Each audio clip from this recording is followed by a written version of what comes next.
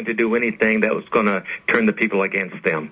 And so the thing is that we the people have got to stay strong. We got to stand up, stay strong, and say this is the way we want you to regulate our country. And if you don't do it, we will get you out of office. We'll impeach you or whatever it takes for us to get you out of office.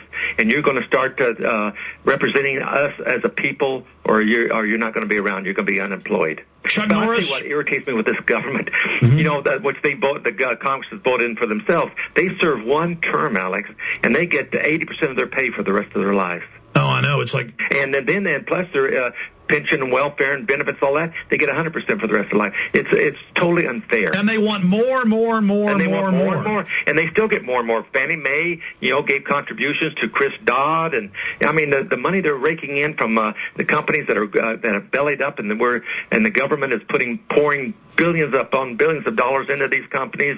Fannie Mae, Freddie Mac, which are Freddie Mac's wanting more money now, and AIG, and it's just they're going to bankrupt us. They're going to spend all of our money, and we're going to wind up becoming the United States of Asia or something, because China owns $2 million of our debt.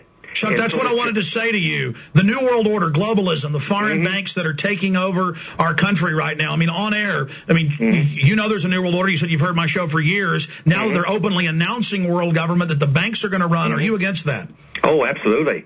Definitely. The thing is that what is China going to want? Because Hillary Clinton was over there